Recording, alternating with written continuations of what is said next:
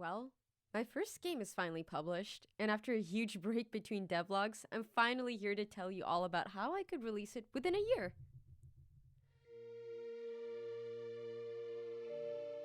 In a couple of my previous videos, I highlighted that keeping a simple art style was the key towards creating art at a faster pace for my game.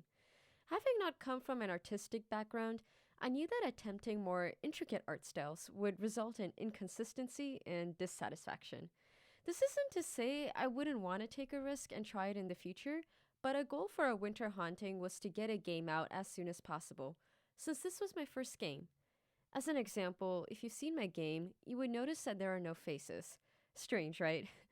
Part of it was because I couldn't imagine faces for them in the first place, and I wanted to convey their personalities through their clothing, accessories, and hairstyles.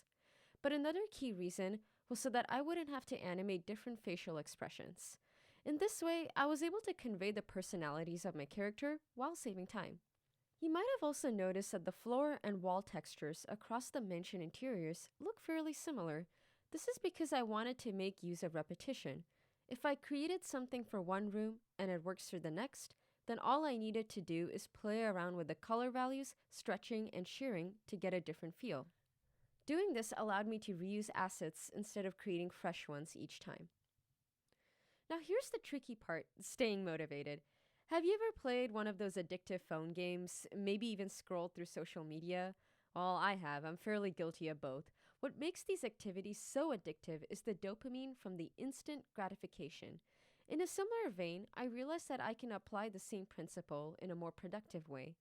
Whenever even the smallest task from a game needed to be completed, such as adding elements to the background of a scene or updating an interaction for a hotspot, I would add that to my Notion board, which is a task board with 5 columns: to-dos, or things that I wrote down; in progress, or things that I'm currently working on; ready for build, meaning it has been committed and pushed to Git; in build, or when I've created a build; and finally discarded, where tickets that are no longer relevant or needed in my game are added, either due to user feedback or having fixed an issue through another push.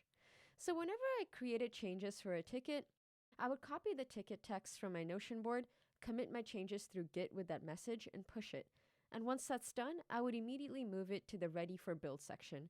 In this way, I got more instant gratification from completing smaller tasks that would culminate into finishing the entire room, which had then led to finishing the entire game. Another thing I tried to do is ask for feedback early and often. One of the main reasons why I did this is because from last year, I knew that I would want to publish my first game in a shorter span of time, ideally within a year of starting development. So because of this, one of the most crucial things was ensuring that my game was playable. In the earlier phases of my game, I would ask for feedback in terms of screenshots in general social media communities such as Reddit, Facebook, or Tumblr. I would typically put up polls and perform a lighter version of A/B testing, where I would show some UI elements and ask which ones they would prefer. After gaining significant responses, usually after a week or so, that is when I would apply it to my game.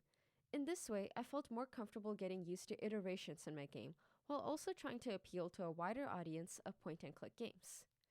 During the later phases of my game, I started to build a community on Discord and Reddit, which allowed me to meet some of the most amazing people who later also became my beta testers. So, after getting a basic build of my game out back in late September, I started my beta testing phases as early as possible so that they could catch bugs and provide more feedback on puzzles and UI. By starting it as soon as possible, I had more time to implement their feedback, which in turn gave me more confidence to be able to publish my game by this December. In the spirit of acknowledging other people in this journey, I wanted to thank all my beta testers, my community, my friends, and my parents. While I suppose I am a solo developer in terms of the actual game dev component, I could not have spent that much time in this game if it weren't for the people around me. My 2 cents: one of the most underrated things in game development is having the support of your friends, family, and other game devs. If it weren't for them, I felt that I would not have had as much motivation or perseverance to complete this game. I wanted to thank my parents for their home cooked meals and allowing me to live under their roof. While I am able to move out, things would have been significantly harder due to all the external factors I would have had to take care of otherwise. That, and also having to deal with a full time job alone, alongside my game dev journey. I also wanted to thank my beta testers who spent countless hours providing valuable feedback to help me build a more robust and user-friendly game. And finally, I wanted to thank all the game dev groups I joined, streamers, my friends, and my broader community, including you, for all their engagement, word of mouth, and kind words throughout this whole process.